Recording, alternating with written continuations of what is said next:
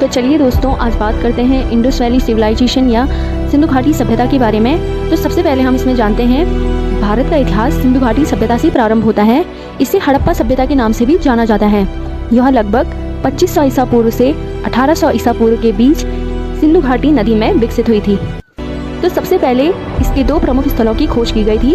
पहला है हड़प्पा और दूसरा है मोहनजोदड़ो। हड़प्पा की खोज 1921 में दयाराम साहनी के द्वारा रावी नदी के किनारे की गई थी। उसके बाद मोहनजोदड़ो की खोज 1922 में रखालदास बनर्जी के द्वारा की गई थी। सिंधु घाटी का स्थान वर्तमान समय में पाकिस्तान और भारत के कुछ राज्यों जैसे पंजाब, हरियाणा, उत्तर प्रदेश, राजस्थान और गुजरात में फैला हुआ है।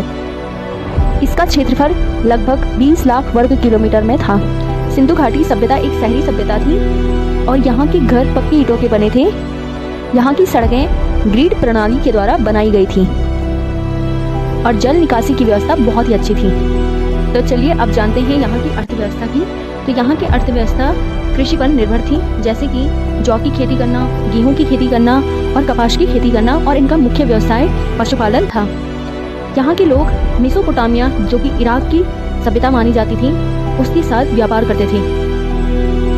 सिंधु घाटी सभ्यता में कोई भी लिपि नहीं पढ़ी जा सकी, केवल चित्रात्मक रूप से, और जो पुराने साक्ष्य थे उन्हीं के माध्यम से हम इस सभ्यता को जान सकते हैं।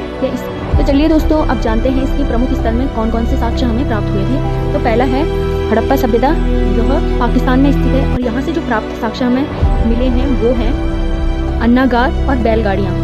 तो दूसरा है हमारा मोहनजोदड़ो, जो कि पाकिस्तान में ही स्थित है, और यहाँ से जो प्राप्त साक्ष्य हमें मिले हैं वो है विशाल स्नानागार और पशुपति महादेव की मोहर, जो कि सिंधु नदी के किनारे स्थित है। इसके बाद है लोथल, जो कि गुजरात में स्थित है, और यहाँ से जो प्राप्त साक्ष्य हमें मिले हैं वो हैं गोदीवाड़ा बंदरगाह, यह भोगवा नदी के किनारे स्थित है। इसके बाद है कालीबंगा, जो कि राजस्थान में स्थित है। यहाँ से जो प्राप्त साक्ष्य हमें मिले हैं वो है जुटे हुए खेत। इसके बाद है धौलावीरा, जो कि गुजरात में स्थित है। यहाँ से जो प्राप्त साक्ष्य हमें मिले हैं वो है उन्नत जल प्रबंधन की व्यवस्था। सिंधु घाटी सभ्यता के समाप्त होने के मुख्य कारण बताया जाता है कि यह धीरे धीरे जलवायु परिवर्तन के द्वारा या बाढ़ आने से या सूखा पड़ जाने से यह सभ्यता धीरे धीरे खत्म हो गई थी। तो चलिए दोस्तों, आज की वीडियो में बस इतना ही। अगर आपको वीडियो पसंद आए तो लाइक, शेयर एंड सब्सक्राइब जरूर करें। Thank you so much guys.